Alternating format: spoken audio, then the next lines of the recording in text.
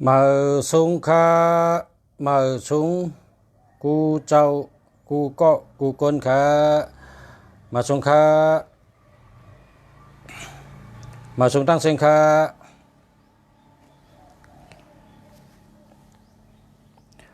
mở súng khá mở súng khá mở súng kháทำได้ก่อนต้องมีเสียงมาชงค่าทำได้ต้องมีเสียงมันมาชงค่ามาชงค่ามาชงค่ามาชงค่ามาชงค่ามาชงค่ามาชงค่ามาชงค่าเสียงต้องมีค่าต้องได้ยินเสียงค่า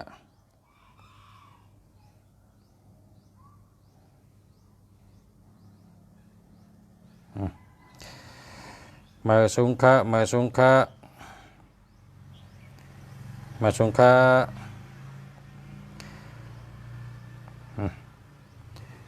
ขึ้นนะเนี่ยมาชงค่าต้องได้ยินเสียงค่ามาชงค่ามาชงค่า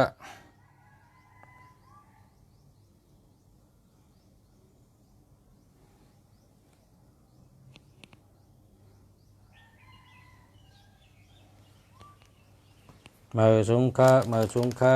มาชงค่ายินดีเอาค่ะมาชงค่ามาชงกูก็กูก้นค่ะมาชงพ่อแม่พี่น้องเขากูก็กูก้นค่ะมาชงใต้ก็กูก็ฮักกูก็ค่ะมาชงค่ะเสียเมืองลีเกียงใหม่ค่ะฮักกูก็ค่ะเมื่อว่าในอุบกันดังเจ้าเสียลงเฮาค่ะเจ้าเสียเฮาค่ะในตัวเดียวในอาสากในมีอยู่80 ไป 6 ปีนะ80 ไป 6 ปีแล้วว่าอาสากใหญ่เตี้ยเจ้าเสียเฮาค่ะเมตตาว่าเจ้าเสียเขาลัดว่าเมตตาปันผู้ทำยินเขาในรายการเสียเมืองลีพอเผอเคยมีเงินนำลายหลอดกัดฐานในเฮาเฮ็ดจังไหนนะครับว่าลายหลอดกัดฐานในเฮาเฮ็ดเฮาแมนลายมันพอเฮ็ดแมนลายมันเปิ้นไหนจึงหันอาจูมันกำเดียวค่ะอันนี้เป็นกัดถาลิงนะครับว่ากัดถาลิงในมาสอนบรรมุนเจ้านะกวยการเนื้อสืบปืนในกัดถาในมันสืบกันมาและว่ากัดถาพระเป็นเจ้าปุกทะกตมะเจ้าพระเป็นเจ้าเฮาในไล่สอนปันแต่เมื่อพระเป็นเจ้าเฮามีไว้เนื้อปับเนื้อผืนเปียผืนแก้วหมูกวยกะอันกวนหูงเกณฑ์นะเจ้าสาวเขากันนั่งตะลาเนื้อทำซ้ำเนี่ยลิงในมาลัดเจ้าสาวเนี่ยว่าลิงห้องว่าลิงคำในเขาเนาะแล้วก็เจ้าสาวเขาจังขึ้นหาเนื้อปับลิกปับลายมันมีเต้ห้ามันจะเต้ห้าจะเนี่ยขึ้นกับหาตัวเหถามตัวก้นอันเปิ้นอ่องลิกจันชุงอันเปิ้นเห็นมาเมืองอันเปิ้นเห็นมาอ่องมาเต้ว่าให้เปิ้นก็ถามตัวจ่องเจอเต้จ่องมีเต้เนี่ยเลยว่าเจ้าผู้ปิญญาชีเขาเจ้าจังรัดว่าเจอค่ะมีค่ะมีเต้ค่ะมีอยู่ค่ะอันกัดฐานในมีมาแต่เมื่อก่อนเมื่อเนื้อปันพระเป็นเจ้าเฮาปุกทะกตมาเฮาสั่งสอนไว้เต้ค่ะเนี่ยว่าก็กะมีผาหูนะก้นหูงเกและลิงในเป็นขุนชิกยามาลัดก้อยในว่าเจ้าสาวเขาเพราะฉะนั้นก็ข้าวยามบอกข้าวพ่อมมีน้ำข้าวก็ลัดกันในแกข้าวตีลัดในไล่ตัดตีเฮาก้นเขาขาเฮามีเงินแสนเฮามีเงินล้านเฮามีเงินแสนเฮามีเงินล้านเฮามีเงิน1 ล้านเฮามีเงิน10 ล้านเฮามีเงินปากล้านเฮามีเงินเหงล้านนะพอเฮาคาไว้ในเฮาว่าจังไหนครับสาธุเจ้าสาธุนะโมตัสสะภะคะวะโตอะระหะโตสัมมาสัมพุทธัสสะนะโมตัสสะภะคะวะโตอะระหะโตสัมมาสัมพุทธัสสะนะโมตัสสะภะคะวะโตอะระหะโตสัมมาสัมพุทธัสสะพุทธัมสรณังกัสสามิพุทธัมสรณังกัสสามิพุทธัมสรณังกัสสามิธัมมัมสรณังกัสสามิธัมมัมสรณังกัสสามิธัมมัมสรณังกัสสามิสังฆัมสรณังกัสสามิสังฆัมสรณังกัสสามิสังฆัมสรณังกัสสามิสาธุปึงกุงพระเป็นเจ้าปึงกุงพระเป็นเจ้าเมียดปึงกุงพระเป็นเจ้าเฮาค่ะปึงกุงพระเป็นเจ้าเมียดปึงกุงเจ้าตลาต่อเจ้าเมียดปึงกุงเจ้าสังฆาต่อเจ้าเมียดค่ะปึงกุงพระเมียดปึงกุงตลาเมียดปึงกุงสังฆาเมียดปึงกุง ยัตนาเจ้าเมียข้าข้าชื่อว่าเสียเมืองหลีอยู่ที่หมายเฮินเนี่ยเสือหมายเฮินเจ้าเก่าเสือชื่อเจ้าเก่าลัดชื่อเจ้าเก่า3 กำนะลัดชื่อเจ้าเก่า3 กำแล้วก็เสือชื่อเจ้าเก่าลัดชื่อเจ้าเก่า3 กำเพราะลัดชื่อเจ้าเก่า3 กำเอาลัดวันเกิดเจ้าเก่านะลัดวันเกิดเจ้าเก่า3 กำแล้วก็ลัดหมายเฮิน3 กำนะลัดหมายเฮิน3 กำลัดหมายเฮินใน3 กำเหมือนจังหนังลัดเฮคุณพี่คุณช้างเขาเลยยินน่ะลัดหมายเฮิน3 กำลัดเซนตั้ง3 กำลัดเซนตั้ง3 กำลัดเซนตั้ง3 กำลัดเจน่ะที่เขาอยู่นั่นนะที่เขาอยู่นั่นวันหมายเฮินเหปอกเหเซนตั้งเหเวียงเหเมืองใต้เหมามันหนังเขาอะอุปมามันนะอุปมามันตัวอย่างมันเขาเสียคู่เมืองหลีนะเขาเสียคู่เมืองหลีเสียคู่เมืองหลีอยู่ที่หมายเฮิน40/12สนามกีฬาซอย1ตำบลศรีภูมิอำเภอเมืองจังหวัดเชียงใหม่เมืองไทยค่ะเนี่ยเพราะว่าเขาอยู่ที่ปังลงก็เขาอยู่ที่ปอกสี่ปังลงหมายเฮินค่ะกันในหนึ่งในเนาะเส้นตั้งเจ้าจำทุนปอกสี่เว้งปังลงเมืองไทยนะลัดจังไหนนะลัด3 กำเพราะลัด3 กำเนี่ยข้าย้อนปึงกุ่งพระเป็นเจ้าปึงกุ่งย้อนปึงกุ่งพระเป็นเจ้าย้อนปึงกุ่งตราต่อเจ้าย้อนปึงกุ่งสังขารต่อเจ้าย้อนปึงกุ่งกัตถาเจ้ากุ่งกัตถาเจ้าข้าได้ย้อนดอดกัตถาหามีเงินล้านหากข้ามีเงินแสนหากข้ามีเงินล้านหากข้ามีเงินแสนหากข้ามีเงินล้านหากข้ามีเงินแสนหากข้ามีเงินล้านหากข้าเลยยิบเงินแสนเลยยิบเงินล้านหากข้าเลยยิบเงินแสนเลยยิบเงินล้านหากข้าเลยยิบเงินแสนเลยยิบเงินล้านหากข้าเป็นเจ้าของเงินแสนเจ้าของเงินล้านหากข้าเป็นเจ้าของเงินแสนเจ้าของเงินล้านหากข้าเป็นเจ้าของเงินแสนเจ้าของเงินล้านหากข้ามีเงินข้าย้อนสู้มีเงิน10 ล้านปากล้านเหงล้านหากข้ามีเงิน10 ล้านปากล้านเหงล้านหากข้ามีเงิน10 ล้านปากล้านเหงล้านค่ะว่า3 กำน่ะเพราะว่า3 กำเอาในจังก้อยกระถาในจังก้อยดอดเก่ากำเขาเนาะ กระถาในดอดว่านะโมตัสสะภะคะวะโตอะระหะโตสัมมาสัมพุทธัสสะนะโมตัสสะภะคะวะโตอะระหะโตสัมมาสัมพุทธัสสะนะโมตัสสะภะคะวะโตอะระหะโตสัมมาสัมพุทธัสสะสาธุสาธุสาธุสัมปติสามินะสังสิโมพรหมาจะมหาเทวาสเปยัคคาปารายันติพรหมาจะมหาเทวาอภิลาภาภาวันตุเมมหาปุญโญมหาลาภภาวันตุเมมิเตพาหุหาติพุทธะมะอาอุนะโมพุทธายะนะโมพุทธายะนะโมพุทธายะ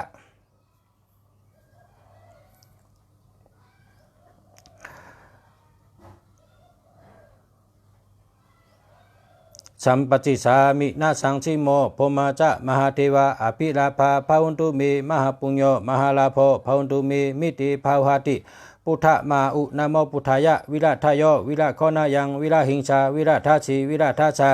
วิทาอิทิโยพุทธะมานิมามะพุทธะสวาหมสัมปติสามิเพ่งเพ่งผ้าห้าลือว่าจะไหนคะว่าเก่ากำค่ะนะสัมปติสามินาสังสิโมพรหมาจะมหาเทวาอภิลาภาภาวันตุเมมหาปุญโญมหาลาภภาวันตุเมมิเตปาหุหาติพุทธะมาอุนะโมพุทธายะวิราทายโยวิราคนายังวิราหิงชาวิราทาชีวิราทาชาวิราอิทิโยพุทธะมานิมามะ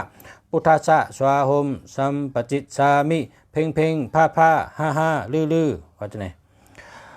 สัมปติสามินาสังสิโมพรหมาจะมหาเทวาอภิลาภาภาวันตุเมมหาปุญโญมหาลาภภาวันตุเมมิเตภาหุหาติพุทธะมาอุนะโมพุทธายะวิราทายโยวิราคนายังวิราหิงชาวิราทาชีวิราทาชาวิราอิทิโยพุทธะมานิมามะพุทธะสวาหมสัมปติสามิเพ่งเพ่งผ้าห้าลืออันนี้ว่าเก่ากำ เพราะว่าอะไรเก่ากำพอหลอดเก่ากำเนี่ยทุกขะอึบอยากได้กินได้ย่ำค่ะพอหลอดเก่าก ปลอดเก่ากำกูวันเนี่ยได้กินได้ย่ำนะได้กินได้ย่ำได้กินเดืองได้ดูเดืองปลอดเก่ากำปลอดปากเป็ดกำนะปลอดปากเป็ดกำอโลสันตะปิวะปิจงอโลสันตะปิวะปิจงปลอดปากเป็ดกำอโลสันตะปิวะปิจงนะยาวก็ป้อนนางหลอด1 ชั่วโมงเต็มๆแบบนั่งต้งนึงกว่าตั้งเลยนั่งรอติ๊กเลย1 ชั่วโมงเต็มๆพอเฮ็ดจังนั้นได้สังว่ามินินะสังว่ามินิมีคอร์ดเลยแตนนี้เลยเปนี้ทั้งหมดครับสังว่ามินิเนี่ยก็นั่งรอ1 ชั่วโมงนะเปนี้เปคอร์ดทั้งหมดยาวก็สังว่าใครมีเงินนะพอใครมีเงินมีคำในก็รอด1 ชั่วโมงนั่นน่ะ1 ชั่วโมงเต็มเฮ็ดนั้นกะข้าวตัง3 เหรียญนะเฮ็ดนั้นกะข้าวตัง3 เหรียญพอเต็ม3 เหรียญก็เต็ดพรดีเต็ดปันมาอย่าไปกึดอย่าไปยุดอย่าไปป้อนะเฮาลด3 เหรียญเต็มแล้วก็เฮาก็ลดก็ให้นั้นกูวันก้อยกะพอเฮาขาดโตตันพอมีข้าวยามก็เฮาก็เฮ็ด1 ชั่วโมงเต็มนั่นน่ะเนาะพอเฮาต้มตันนี่ก็เฮาก็ลดปากเป็ดกำให้ก็ป้อก็เลยพอจำบะเฮาคาหลุดเนี่ยหรือเหตุการณ์เหตุงานในก็หลอดเก่ากำนะพอหลอดเก่ากำให้อยู่ในก็หลอดกับกวนหลอดเก่ากำในก็ตะขันพันดีมันในข้าเจ้าเช้าวันเนาะอันนี้ก็ผักมาดัดผมเป็นพี่น้องผู้ทำยี่น้องเขาสั่งว่า เขามีเงินนะเป็นกัตถะอันกัตถะทัดปานเธอเลยเงินใบไว้มีเงินใบไว้กำเดียวเนาะกำในสืบเสียในเป็นกระถามีเงินยาวในเฮาจำเอากระถาเจ้าเปิดเงินเจ้าเปิดคำอันนั้นก็กระถาเจ้าเปิดเงินเจ้าเปิดคำในก็เฮาติรอด3 เปลี่ยนก็เลยเฮาติรอด7 เปลี่ยนก็เลยเฮาติรอด37 เปลี่ยนก็เลยเฮาติรอดปากไป8 กำก็เลยนะอันนี้ก็กระถาเจ้าเปิดเงินเจ้าเปิดคำอันเป็นกระถาที่คนเมืองหลายเมืองน่ะอันลุงเสียใกล้รัดนั่นว่ามีหลายเมืองน่ะหลอดเนี่ยมันอันนี้ได้เป็นกระถาแทงปุกกระถาแทงโฮงอันเมื่อกี้นั่นเป็นกระถาหลวงพ่อลิงคำเนี่ยกระถาเจ้าเสียลิงคำนี่นะ ก็ได้สามารถทางอันนึงเจ้าเสียหลวงป้าในก่อนหลังน่ะอันนี้ทำหึงเนี่ยนะมันมีมาเมื่อก่อนเมื่อมึนกะเมื่อมึนใช่ก่อนในศึกปืนเนี่ยมันเจ้ากะก่อนนางตาลาก่อนนางตาลาเฮก็มันเจ้าในเกียกหากระถาก็เป็นกระถาในเจ้าหาสู้กระถามาแต่เมื่อเป็นเจ้าสั่งมันเกียกกระถาขั้นในกะหันกระถามีเนื้อเปิ่นเต็มไว้เนื้อเวอร์ปีเวอร์ทันมันเจ้ากะกู้เอากระถาเนื้อเวอร์ปีเวอร์ทันเที่ยวมาหลอดในก่อซ้ำเปิ่นมาเฮ็ดหลูจ้องเปิ่นมาหลูมาตันกระถาเนี่ยนะมันเจ้าซ้ำบะกระถาเนี่ยเขาก็กะกู้เนื้อเวอร์ปีเวอร์ทันด้วยเขาเตะเฮาขึ้นภูมิตั้งหูเขาเจ้าทัดช้างปันตัวเลยตกตัวเลยย่อมตัวเลยหายตัวเลยเลือเฮิงหูเฮาภูมิตั้งหูเขาภูมิปัญญาเขาเจ้าทัดช้างปันขึ้นมาจูภูมิตั้งหูคนอันหมอปาลีเต้เนี่ยเปิ้นทัดช้างเปิ้นขึ้นทัดช้างให้อันเลยดูเฉยแทงก็เฉยอันเลยลือก็เอาเป็ดเนี่ยทัดช้างขึ้นเหม็นดีงามให้ก็เปิ้นก็เอามาห่อมาลอดอันนี้เปิ้นห่อนำหนักครับนะห่อนำหนักพออันที่ในเมืองไทยได้ที่ข้าอยู่เนี่ยนะ ปกนเนี่ยเนื้อ10 ก้อนเนี่ยนะพอเนื้อ10 ก้อนเนี่ยแต่8 ก้อนเนี่ยหลอดกระถาพวกนี้อันนี้เป็นกระถาแทงมิวอันเมื่อไกลได้ใครว่าหลอดกูก็อันเมื่อไกลเนี่ยนะอันกระถาเงินล้านนั่นแต่หลอดกูก็แค่วันไหนแกนะเพราะว่าลูกอ่อนนี่ก็หลอดแล้วนะเนาะลูกอ่อนห้องเฮียนนี่ก็หลอดแล้วมันง่ายนะเด้อง่ายนะมันเป็นกระถางง่ายๆกระถาว่าจับชบนะคนขายปอกาเมกาเขาหลอดกันชัมโปเจกองอันนั้นแต่นะอันนี้ทำเนื้อ10 ก้อนในแต่8 ก้อนในหลอดนะได้ว่าก้นหลอดน้ำกระถาพวกในช้ำกระถาเจ้าในช้ำเป็นกระถาเจ้าประเงินเจ้าประคำก้อยกาเจ้าประเงินเจ้าประคำในเปิ้นโกไก่กูเมืองค่ะนะเปิ้นโกไก่เฮาขาดในรัฐในหลายเมืองอันเฮาขาดไหลยินเจ้าขารัดนะเจ้าเขาอันเปิ้นเจ้าชาเขากะหลีวันหลีเมืองให้หลายๆหันมาว่าจ่องเปิ้นโกไก่เหมือนเฮาจำจ่องเหมือนเปิ้นนะเฮ หันได้หันเหมือนกันในที่เมืองที่8นะเมืองที่8ก็มีเหมือนไหนเมืองเขก็มีเหมือนไหนที่เมืองสิงคโปร์ก็มีเหมือนไหน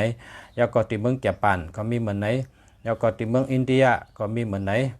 นะเฮามาตุยที่เมืองที่เมืองอันจำเฮาเมืองกัมพูชาก็มีเหมือนไหนนะถ้ามาตุยเมืองไทยก็ได้ว่ามีนำให้เปิ้นนะในก็จำเป็นกระถาแทงปุกอันนี้จำ มีป้าเจ้านะเจ้าเนี่ยจำเป็นเจ้าปลาเงินเจ้าปลาคำอันก็เป็นผีอันอยู่ในเมืองโกนเขาเนี่ยนะเป็นตะเปเจ้าป้าในมดเนี่ยว่าก็เป็นผีดังเสียงเนี่ยเป็นตะเปเจ้าป้าในมดพอเจ้าเขาอยู่เมืองนิกปันเนี่ยก็พอเจ้าเขาลงมาเนี่ยก็ตะเปเนี่ยมันเตะอุบในรัดเนี่ยลองว่าพาราลอดกระทะพาราหลุไลปันลาบปันชูเจ้าเนี่ยตะเปอันอยู่ในเมืองโกนในสำรัดมันเจ้าในสำราเมืองโกนมาขิงเด้อเนี่ยมาเมื่อกลางคืน1 โมงนะมาเมื่อกลางคืน1 โมงลูกởเมืองเขาที่เขาอยู่เหรอมาเมืองกล1 โมงพอถึง4 โมงครึ่งนะทำขึ้นเมื่อขึ้นพอถึง4 โมงครึ่งนะขึ้นเมื่อขึ้นเฮ็ดไหนขึ้นลงเปิ้นก็เฮ็ดตั้งดีกุศลนั่นก็พอเป็นคนเฮาก็เฮ็ดตั้งดีกุศลนั่นก็อันนี้ก็กระถาเจ้าเปิ้นเงินเจ้าเปิ้นคำอันนี้ซ้ำเป็นปาดีหลายๆนะ ปาดีหลายๆก็ลองย้อนชูก็เหมือนจังเมื่อไกลครับลองย้อนชูก็เหมือนจังเมื่อไกลอันนี้แต่กระถาจะเปิดเงินจะประคำพวกคนอยู่ดีปนไหนก็ไก่ก็อยู่ดีคำเดียวพวกคนยาไปยอกะยาเปินเฮ็ดใช่ปนไหนก็เกเลยกูเมียวเพราะว่าก็ไก่ก็อยู่ดีกินหวานแล้วก็เอากระถางเจ้าไว้จ้อมเขากะนะอยู่ที่ใดก็นะครับเมื่อว่าก็เอาเนนะเมื่อในก็เนทั้งกะสาธุพอมีพี่น้องเขาอยู่สมบัติเป็นจังเหือนะใครคู่ใครหันไว้นะพอเขากะกันแล้วเนี่ยพอเขาหันก็เขาก็ยกมือไวเหพอมีเตียนหอมก็แต่เตียนหอมเห็นนะนั่นติเป็นดองดีปุ่นตะก้นหาเงินเขากูก็กูก้นกันเนาะอันในก็กำชูเหมือนถึงเมื่อไกลครับความยันชูมันความชุดต้องเหมือนเมื่อไกลครับเฮาอะไรยิบเงินแสนเฮาอะไรยิบเงินล้านเฮาเป็นเจ้าของเงินแสนเจ้าของเงินล้านเฮาอะไรมีเงินล้านเฮาอะไรมีเงิน10 ล้านเฮาอะไรมีเงินปากล้านเฮาอะไรมีเงินเหงล้านค้าในว่า3 กำเหี่ยวจังไกไว้จังไกว่านะในก็ชำบาจังไหนก็กำไว้นะโมตัสสะภะคะวะโตอะระหะโตสัมมาสัมพุทธัสสะนะโมตัสสะภะคะวะโตอะระหะโตสัมมาสัมพุทธัสสะนะโมตัสสะภะคะวะโตอะระหะโตสัมมาสัมพุทธัสสะปุตตะกามโมลาเพปุกตัมทานากามโมลาเพทานังอัตถิกายเยกายะญาณะเทวานังปิยตังสุตวาอิติปิโสภะคะวายามาราจาโนทาเวสุวรรณโนมาลานังสุขังอะระหังสุขโตนะโมพุทธายะนะโมพุทธายะนะโมพุทธายะสยาสนากตาพุทธาจิตาวามาลังสวานังจตุเชจาสัพพังราชังเยปิวิงชุนาลาสัพพาตันเนกาลาตโยพุทธาอัทวิชตินายกาสัพเพปฏิทิตาไมหังมัทเกเตมุนิชาลาสีเสปฏิทิโตไมหังปุถโธธรรมโมทวิโรจาเนสังโฆปฏิทิโตไมหังอุเลสปะกุณากาโลหัตเยเมอานุลุโทสาลีปุโตจาตะคิเนกอนติโยปิติปากาสามิงมุกลานาจาวามาเกตะคิเนสวาเนไมหังอาสุงอนันตยาหุโลกัสสปจะมหานามอุภาสุงวามาโสตะเกเกชันเตปิติปากาสามิงจุริโอวะปะปังกโลนิสิโนสิริสัมปันโนโสภิโตมุนิปุงกะโวกุงมาละกัสสปะเทโลมหิชีจิตตะวัตโกโสไมหังวัฏะเนนิจังปฏิทาชิกุณากาโลปุญโญอังคุลิมาโรจะอุปลินันตะสิวลิเทโลปัญจอิเมจาตานรเตติลกามะมะเสสาสิติมหาเทลาวิจิตาจินาสาวกาเอเตสิติมหาเทลาจิตาวันโตจิโนลาชาจารันตาศิลาเตเจนะอังคะมังเกสุสันติตาลาตานัมปุระโตอาชิตะคิเนเมตตาชุระกังทัจกังปัจจโตอาชิวาเมอังคุลิมาลากังขันธโมละปริเดนจาอาตานาติยาชุตะกังอากาเชชาตนังอาชิเชสาปะกะระสันติตาจินานาวระสัมยุตตาชัตตปะกาละลังกาตาวาตาปิตาติเชนจัตตะพาหิเดจตุปตวาอาเสสาวินายังยันตุอนันตจินาเตจาสาวัชโตเมชักิจินะชัทธสัมพุทธปัญจเลจินะปัญจละมาจะชัมหิวิหารันตังมหิตาเลสัตตาปรินตุมัมสเปติมหาปุริสาสัพพา เอเจวะมันโตสุกุโตสุรคอจินะนุโพยนะจิตุปัตตะโวธรรมานุโพยนะจิตาริสังโฆสังฆานุโพยนะจิตันตลายโยสัทธรรมะนุภาวะปาริโตจารามิจินะปัญจเลติสาธุสาธุสาธุนะอันในปอกคาไรปั๊บก็มีอยู่ค่ะเนี่ยฮะปั๊มเป็นจังไหนครับอันในปอกคาไรก็สั่งมานะที่ส่งบันอันนี้เป็นปั๊บกำไว้จะเปิดเงินจะเปิดคำกันเนาะกำไว้จะเปิดเงินจะเปิดคำปอตันว่า3เปลี่ยนในเกาหลี7เปลี่ยนในเกาหลีกันเนาะว่าเป็ดปากเป็ดในเกาหลีครับนะนี่เป็นเจ้าองค์กันนะจะเปิดเงินจะเปิดคำอันที่พี่น้องที่เมืองในเป็นโกไก่อันนี้เป็นโกไก่กุฏิครับจอมจ้องก็มีกุจ้องนะจอมจ้องเหมือนเจ้าก็มีกุจ้องครับจอมล้านก้าล้านขายเสียงขายโคขายเลี้ยงอัน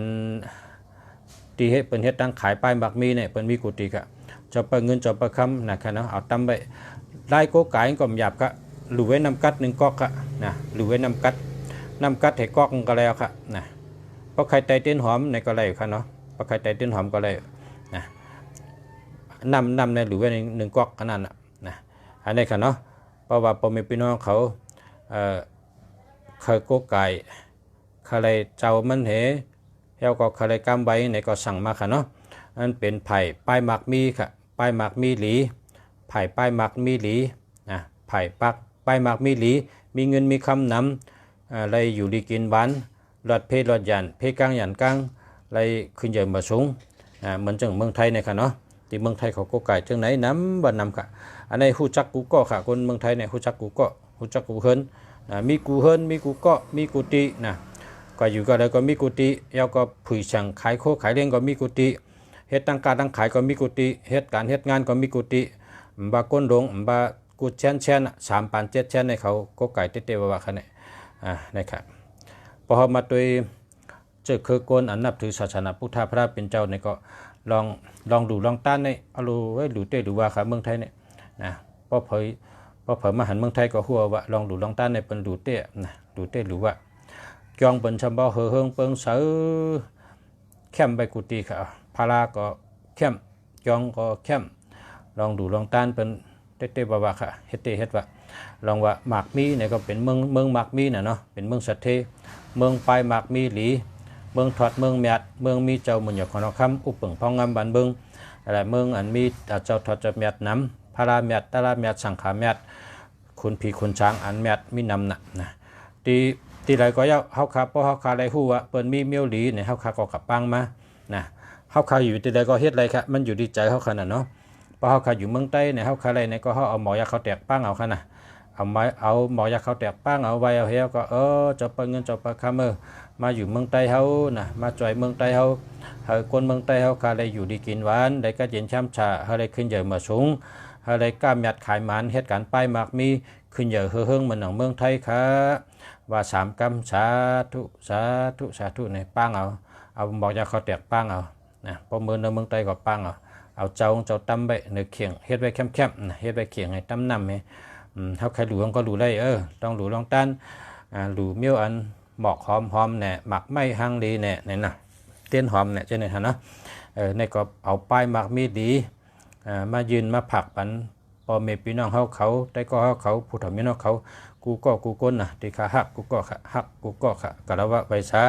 นับยำกูก็ขาย้อนให้กูก็ขึ้นเป็นก้นหมักก้นมีอะไรกูสู่ดีกรรมดีลาบดีให้ขึ้นใหญ่มาสูงกูก็กูก้นขาย้อนให้อยู่ดีลาบดีกูสู่กรรมดีมีเงินมีคำดีการงานดีมีชื่อเสียงดีมีเตก็ดีมีงานปีญาดีตั้งหูดีลาบดีเฮ็ดดีวนดีให้ขึ้นอย่างมาสูงกูวันขามาสูงขามาสูงกูก็กูก้นขามาสูงตั้งเสียงขาเนาะข้ามาชงข้าวเสียเมืองดีเจียงใหม่กับสืบมาลองใครหูใครถามลองเทศเฮือนเฮ็ดเยลองจู่ลองกิ้งลองปับดิกปับไล่ใช่ไหมหนังข้าหูข้าก็ติดรัดขึ้นปมเมพี่น้องเขากับสืบมาตีหมายพง0887896916ค่ะนะกับสืบมาหาเขาเสียเมืองดี0887896916ค่ะกับสืบมาตีเจียงใหม่ค่ะนะข้าอยู่เสียเมืองดีอยู่เจียงใหม่ค่ะหมายพงค่ะ0887896916ค่ะมาส่งค่ายันชูเห อยู่ดีมีเงินห่างดีกึกบึนกูเกาะกูกวนขามาสงขา